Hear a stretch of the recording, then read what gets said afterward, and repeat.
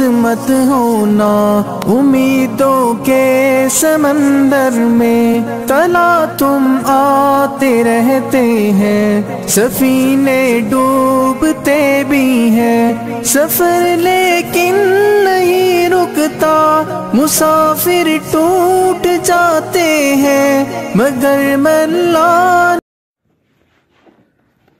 السلام علیکم ورحمۃ اللہ وبرکاتہ۔ الحمد للہ رب العالمین والصلاة والسلام علی رسولہ الامین، اما بعد فاعوذ باللہ السمیع العلیم من الشیطان الرجیم، رب اشرح لی صدری ویسر لی امری واحلل عقدۃ من لسانی یفقہوا قولی۔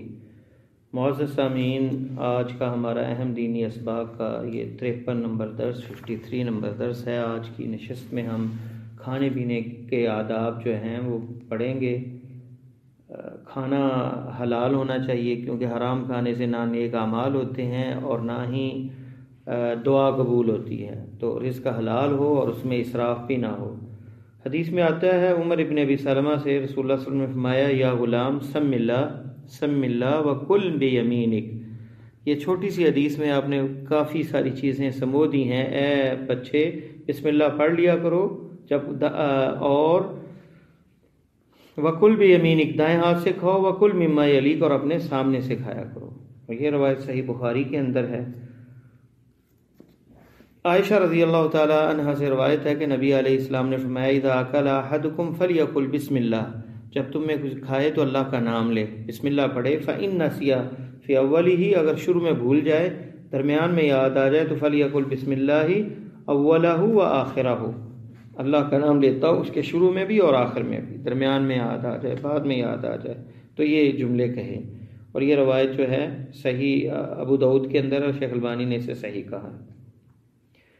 جابر رضی اللہ تعالیٰ عنہ کی حدیث میں ہے کہ جب کوئی گھر میں داخل ہوتے وقت اور کھانا کھاتے وقت اللہ کا ذکر کرتا ہے تو شیطان کیا کہتا ہے، لا مبیت لکم ولا عشاء، نہ تو تمہارے لیے یہاں رات گزارنے کی اجازت ہے اور نہ ہی رات کا کھانا ہے۔ اور اگر وہ شخص اللہ کا ذکر نہیں کرتا تو شیطان کہتا ہے، ادرکتم المبیت والعشاء، تم نے رات کا قیام اور طعام دونوں کو حاصل کر لیا ہے۔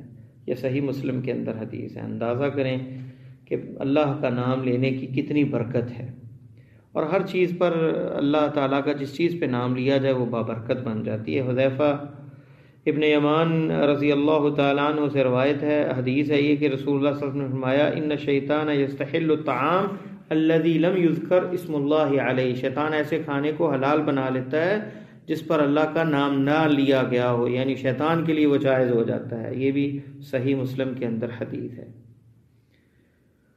شیخ البانی کہتے ہیں کہ سنت یہ ہے کہ وہ کہے بسم اللہ، بس اللہ کا نام لے لے، اتنا کافی ہے۔ الرحمن الرحیم کے ساتھ پڑھنا جو ہے یہ 2 مقامات پر ثابت ہے، قرآن کی تلاوت کے وقت اور خطوط اور رسائل جب لکھتے ہیں اس میں بسم اللہ الرحمن الرحیم پوری تحریر کی جائے۔ عبداللہ ابن عمر رضی اللہ تعالیٰ عنہ سے حدیث جو ہے صحیح مسلم میں ہے، آپ نے فرمایا، لا یاکل احدکم بشمالہ ولا یشرب بشمالہ، تم میں سے کوئی بھی دائیں ہاتھ سے نہ کھائے اور نہ پیے، فإن الشیطان یاکل بشمالہ ویشرب بشمالہ، شیطان اپنے دائیں ہاتھ سے کھاتا اور پیتا ہے۔ اور یہ روایت جو ہے صحیح مسلم میں ہے، تو دائیں ہاتھ سے کھایا جائے۔ اور ایک روایت میں یہ لفظ ہے، وَيُعْتِ بِشِمَالِهِ وَيَأْخُذْ بِشِمَالِهِ، اور یہ ابو ہریرہ کی روایت جو ہے یہ ابن ماجہ میں ہے، اور شیخ البانی نے اسے سلسلہ صحیحہ میں صحیح کہا ہے۔ تو اس میں کسی چیز کو کوئی دینی ہے چیز تو دائیں ہاتھ سے دیں، اور لینے والا دائیں ہاتھ سے، رائٹ ہینڈ سے لے، لیفٹ ہینڈ سے نہ پکڑے۔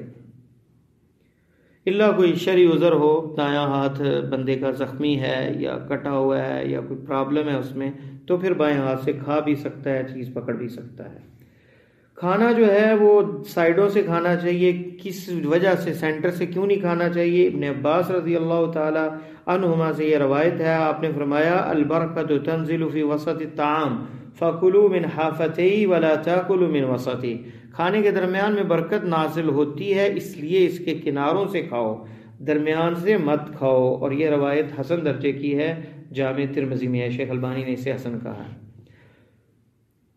اور عبداللہ ابن مسر کی روایت میں، کلوا من جوانبها ودعوا ذروتها، سائڈوں سے کھاؤ اور اس کی چوٹی سے، درمیان میں سے، اوپر سے نہ کھاؤ۔ युबारक फीहा, इसमें बरकत होती है। बरकत किनारों से खाओ, बर्तन के किनारों से खाओ, उसके ऊपर वाले हिस्से से मत खाओ, क्योंकि इसमें बरकत डाली जाती है। और ये सही तरगीब व तरहीब के अंदर है, शेख अलबानी ने इसे सही कहा।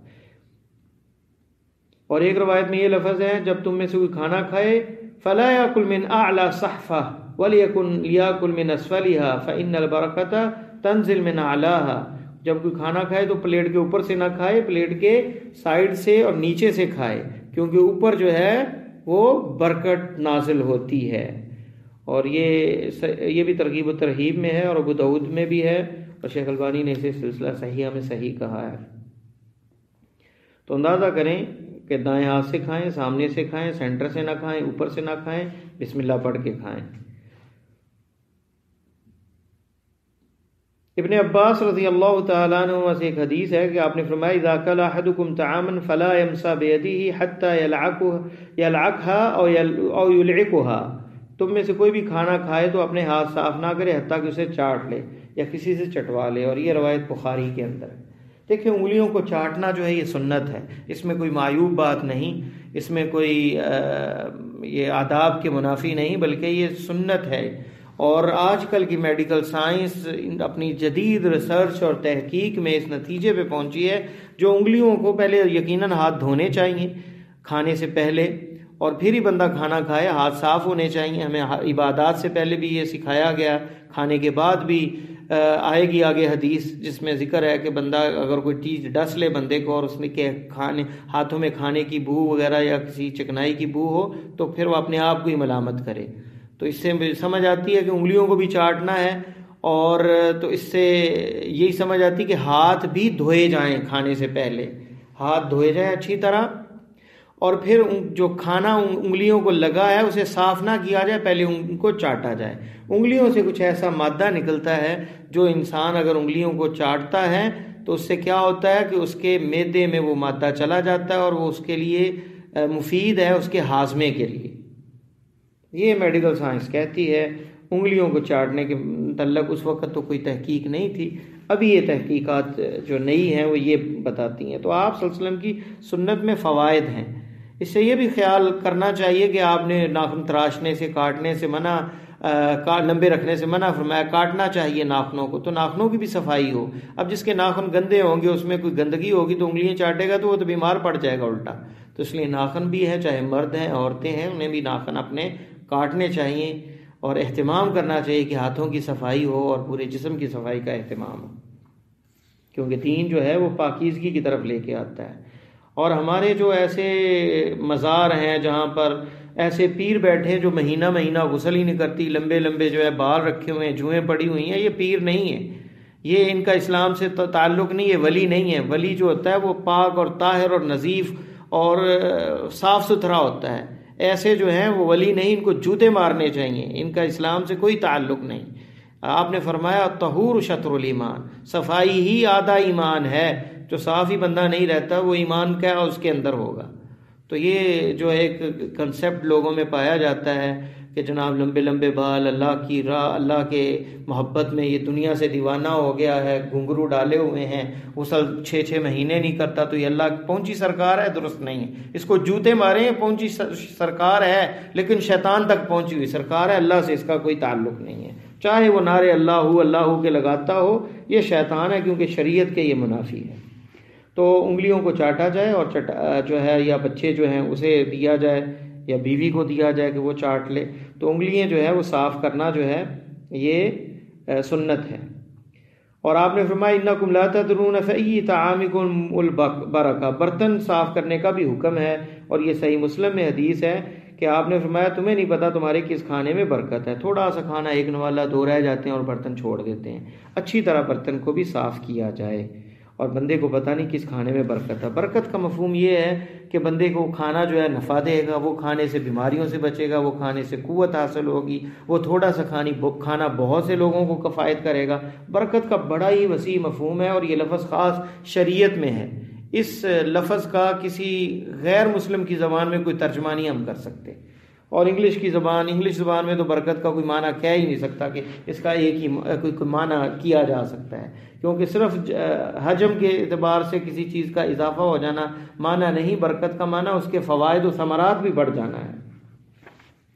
انس رضی اللہ تعالیٰ عنہ سے روایت ہے کہ رسول اللہ صلی اللہ علیہ وسلم نے فرمایا کان اذا اکل طعاما لعق اصابعه ثلاثا، آپ کھانا کھاتے تو 3 انگلیوں کو چاٹ لیتے، اور یہ روایت جو ہے صحیح مسلم میں ہے کتاب الاشربہ میں۔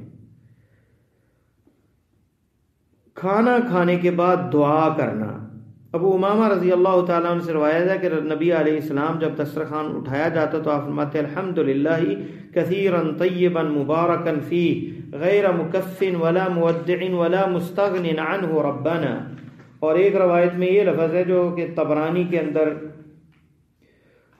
نے اپنی کتاب الدعا میں، اور اسی طرح ابو ہریرہ سے بھی یہ روایت ہے، یہ روایت جو ہے طبرانی میں ابن حبان کے اندر ہے 5219 نمبر، اور سنن کبریٰ میں البیہقی نے اپنی سنن الکبریٰ میں 1060 نمبر ہے، اور شعب الایمان میں بھی ہے، ابو ہریرہ رضی اللہ تعالیٰ عنہ سے بھی ہے، ابو امامہ سے بھی ہے کہ ایک انصاری نے آپ کی دعوت کی، قباء میں سے وہ تھا، اور ہم آپ صلی اللہ علیہ وسلم کے ساتھ گئے تو آپ نے جب کھانا کھایا ہاتھ دھویا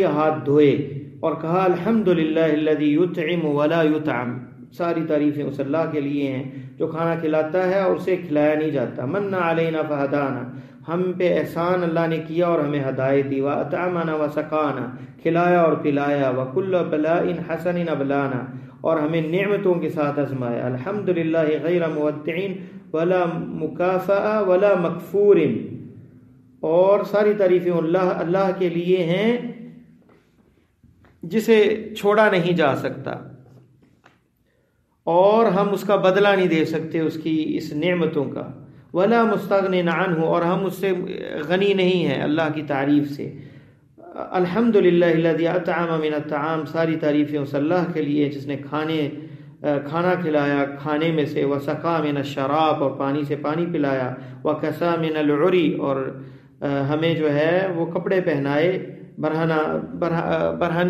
برہنگی سے بچایا اور ہمیں کپڑے پہنائے، وہدا من الضلالہ، اور گمراہی سے ہدایت دی، وبصر من العمی، اور اندھے پن سے ہمیں بصارت دی یعنی ہمیں بینا بنایا، وفضل علی کثیر من خلقہ تفضیلا، اور اپنی مخلوق میں سے بہت سوں پر فضیلت دی، الحمدللہ رب العالمین، ساری تعریفیں اس رب العالمین کے لیے۔ اس کی اسناد جید ہے اور شیخ البانی نے اسے حسن کہا، دیکھیں اتنی بہترین دعا ہے۔ تو الحمدللہ الذی اطعمانی ھذا ورزقنیہ من غیر حول منی ولا قوہ، تمام تعریفیں اس ذات کے لیے جس نے مجھے یہ کھلایا اور رزق عطا فرمایا، اس کی مدد کے بغیر کسی آفت سے نہ بچنے کی طاقت ہے نہ ہی کچھ کرنے کی قوت ہے، اس کے تمام گزشتہ گناہ معاف ہو جاتے ہیں جو یہ دعا پڑھتا ہے۔ اور یہ روایت حسن درجے کی ہے کہ جامع ترمذی میں ہے، اور مسند احمد ابو داود میں ہے، مستدرک حاکم میں ہے، شیخ البانی نے ارواء الغلیل میں اسے حسن کہا ہے۔ اندازہ کریں گناہ سارے معاف ہو جاتے ہیں صرف یہ دعا، الحمدللہ الذی اطعمنی ھذا ورزقنیہ من غیر حول منی ولا قوہ، کھلایا اور رزق یہ دیا بغیر میرے ہیلے اور قوت کے۔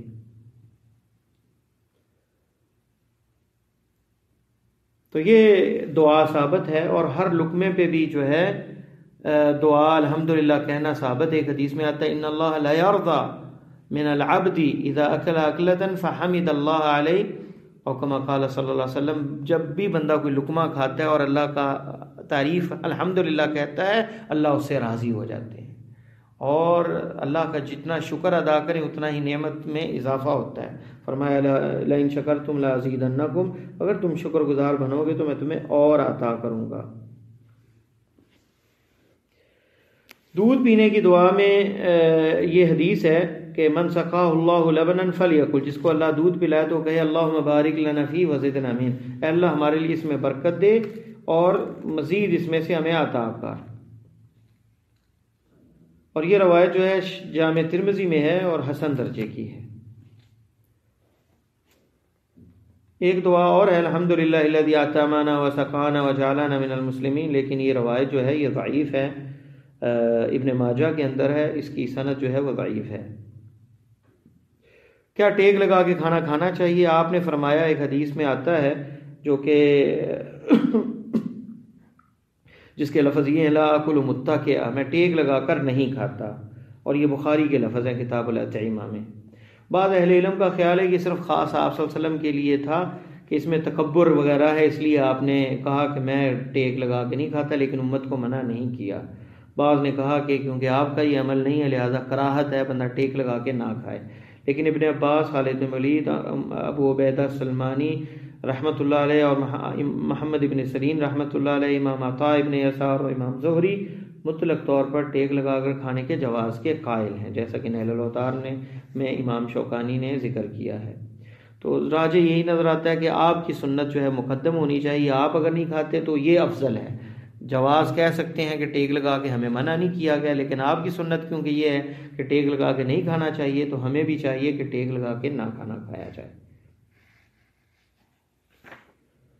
اکٹھے کھانا جو ہے اس میں برکت پڑ جاتی ہے۔ حدیث کے لفظ ہے، آپ نے فرمایا، صحابہ نے کہا قالوا یا رسول اللہ انا ناکل ولا نشبع، ہم کھاتے ہیں پیٹ نہیں بھرتا۔ قال تجتمعون على طعامكم وتتفرقون، آپ نے کہا اکٹھے ہو کے کھاتے ہو الگ الگ کھاتے ہو؟ قالوا نتفرق، کہا ہم الگ کھاتے ہیں۔ قال واجتمعوا على طعامكم واذكروا اسم الله تعالى يبارك لكم فيه، اکٹھے ہو کے کھایا کرو، اللہ کا نام لیا کرو، تمہارے کھانے میں برکت ڈل جائے گی۔ اور یہ روایت جو ہے حسن لغیری ہے، ترغیب و ترہیب کی روایت ہے۔ شیخ البانی نے اپنی صحیح ترغیب میں 2128 نمبر کے تحت اس کو حسن لغیری اس پہ حکم لگایا۔ اسی طرح ابن حبان اور ابو داؤد کے اندر بھی یہ روایت موجود ہے، تو اکٹھے کھانے میں برکت ہے۔ اور ابن عمر کی روایت جو کہ سلسلہ صحیحہ میں ذکر کی ہے، آپ نے فرمایا کلوا جمیعا، اکٹھے کھاؤ، ولا تتفرقوا، اور الگ الگ نہ کھاؤ، فإن طعام الواحد يكفي الاثنين وطعام الاثنين يكفي أربع، فرمایا ایک کا کھانا دو کے لیے اور دو کا، وطعام الاثنين اور دو کا چار کے لیے کافی ہوگا کھانا، تو برکت یعنی پڑ جاتی ہے۔ اور ایک حدیث جابر رضی اللہ تعالیٰ عنہ سے جو حدیث ہے یہ بھی حسن درجے کی، فرمایا ان احب الطعام الى اللہ ما کثرت علیہ الایدی، سب سے پسندیدہ کھانا اللہ کے ہاں وہ ہے جس پر زیادہ ہاتھ ہوں، یعنی جتنا اکٹھے لوگ مل کے کھائیں گے اتنی اس میں برکت ہوگی۔ تو دیکھیں ایک بندے کا کھانا دو کے لیے اور دو کا جو ہے وہ چار کے لیے کافی ہے، اور چار کا ایک روایت میں آتا ہے 8 کے لیے کافی ہے، اور یہ روایت صحیح مسلم کے اندر ہے جابر رضی اللہ تعالیٰ عنہ سے۔ تو اندازہ کریں کہ کھانے میں کتنی برکت پڑ جاتی ہے، کہ اکٹھے کھانے سے تھوڑا کھانا بھی زیادہ لوگوں کو کفایت کر جاتا ہے۔ بہت زیادہ سیر ہو کر نہیں کھانا چاہیے۔ آپ نے فرمایا المسلم یاکل فی معین واحد والکافر فی 7 امعاء، مسلمان ایک آنت میں کھاتا ہے اور کافر 7 آنتوں سے کھاتا ہے، یہ بخاری کے اندر روایت ہے۔ اور ایک روایت میں ہے کہ ایک آدمی بہت زیادہ کھایا کرتا تھا، مسلمان ہو گیا تو پھر اس کا کھانا کم ہو گیا، آپ کو ذکر ہوا تو آپ نے بتایا کہ مسلمان ایک آنت سے کھاتا ہے اور کافر 7 آنتوں سے کھاتا ہے۔ اور صحیح مسلم کے یہ لفظ ہیں کہ ایک کافر کی آپ نے میزبانی کی اور آپ نے اس کے لیے ایک بکری کو جو ہے دودھ دھونے کا کہا گیا، اس نے پیا، پھر دوسری، حتیٰ کہ 7 بکریوں کا دودھ پی گیا، پھر دوسرے دن وہ مسلمان ہو گیا، تو جب آپ نے اسے دودھ پلایا تو ایک پی اور دوسری جو ہے اسے دوسری بکری کا دودھ دھویا گیا اور پلایا تو وہ پورا نہ کر سکا، تو پھر آپ نے فرمایا کافر ایک آنت سے 7 آنتوں سے کھاتا ہے اور مسلمان ایک آنت سے کھاتا ہے۔ اور حدیث مقدام ابن معدی کاربہ میں یہ لفظ ہیں، آپ نے فرمایا کہ کسی آدمی نے پیٹ سے برا برتن نہیں بھرا، ابن آدم کو اپنی پشت سیدھی کرنے کے لیے چند لقمے ہی کافی ہیں، اگر کھانا ہی ہے لازمی تو وہ کھانے کو 3 حصے کرے، 1/3 کھانے کے لیے، 1/3 پینے کے لیے اور 1/3 سانس کے لیے۔ اور یہ روایت جو ہے ترمذی، ابن ماجہ اور ابن حبان میں ہے، شیخ البانی نے اسے صحیح کہا ہے۔ اور ایک روایت میں یہ لفظ ہیں، حدیث میں فرمایا سب سے زیادہ پیٹ بھر کے کھانے والے دنیا میں قیامت کے روز سب سے زیادہ بھوکے ہوں گے، اور یہ روایت بھی ترغیب و ترہیب میں ہے، شیخ البانی نے سلسلہ صحیحہ میں سے صحیح کہا ہے۔ حدیث نمبر ہے 343، سب سے زیادہ دنیا میں پیٹ بھر کے کھانے والے قیامت کے دن بھوکے ہوں گے۔ اور دوسری یہ اسی الفاظ کے ساتھ جو ہے ترغیب و ترہیب کے اندر لفظ جو ہیں یہی دوسری روایت ابن عباس سے ہے، اس میں بھی یہی لفظ ہے۔ اور یہ صحیح بخاری کی ایک روایت میں انہ لا یاتی الرجل العظیم السمین یوم القیامہ فلا یزن عند اللہ جناح بعوضہ، اللہ کے ہاں ایک موٹا آدمی آئے گا قیامت کے دن، اللہ کے ہاں ایک مچھر کے پر برابر بھی اس کا وزن نہیں ہوگا۔ اور بیہقی کے لفظ یہ ہیں کہ قیامت کے دن ایک آدمی آئے گا بڑا لمبا، کھانے والا، الاکول الشروب، بہت پینے والا، بہت کھانے والا، فلا یزن عند اللہ جناح بعوضہ، اللہ کے ہاں وہ ایک پر کے مچھر کے پر کے وزن کے برابر بھی نہیں ہوگا، کیونکہ اس میں ایمان نہیں ہوگا، کیونکہ وزن اللہ کے ہاں ایمان کا ہوگا نہ کہ جسامت کا ہوگا۔ کھانے کے بعد ہاتھ دھونے چاہیے، جیسا کہ ابن عباس کی حدیث میں آتا ہے، آپ نے فرمایا جس نے رات گزاری اس کے ہاتھ میں چکناہٹ کی بو تھی، پھر اگر اسے کسی چیز کیڑے مکوڑے نے کاٹ لیا تو وہ اپنے نفس کے علاوہ کسی کو ہرگز ملامت نہ کرے۔ اور یہ روایت جو ہے سلسلہ صحیحہ میں شیخ البانی نے ذکر کی ہے، اور ترغیب و ترہیب میں بھی ہے، اور مسند بزار میں بھی ہے۔ تو اندازہ کریں ہاتھوں کو دھونا چاہیے۔ سونے اور چاندی کے برتنوں میں کھانا نہیں کھانا چاہیے۔ فرمایا الذی یشرب فی آنیۃ الفضہ انما یجرجر فی بطنہ نار جہنم، جو شخص چاندی کے برتنوں میں پیتا ہے وہ اپنے پیٹ میں جہنم کی آگ بھرتا ہے، اور یہ بخاری کے لفظ ہیں۔ اور ایک لفظ میں حدیث کے یہ ہے ان الذی یاکل ویشرب فی آنیۃ الذھب والفضہ، سونے چاندی کے برتن میں جو کھاتا پیتا ہے انما یجرجر فی بطنہ نار جہنم، وہ اپنے پیٹ میں جہنم کی آگ بھر رہا ہے۔ اور یہ لفظ جو ہیں صحیح مسلم کے ہیں۔ تو یہ ہے مختصر آداب کہ کھانے جو ہے یہ بچوں کو بھی بندے کو سکھانا چاہیے، خود بھی بسم اللہ پڑھ کے کھائیں، اکٹھے مل کے کھائیں، ہاتھ دھلوائیں بچوں کے، بعد میں بھی کھانے کے بعد بھی ہاتھ دھونے کی بچوں میں عادت ڈالیں، تاکہ جو ہے ہمارے کھانوں میں برکت آئے، بیماریوں سے ہم بچ سکیں، اور تھوڑا کھانا تھوڑا رزق بھی جو ہے اس وہ برکت ہو۔ اللہ سے دعا ہے اللہ خاتمہ ایمان پہ فرمائے۔ واللہ تعالی عالم، وصلی اللہ تعالی علی خیر خلقہ محمد وعلی آلہ وصحبہ اجمعین۔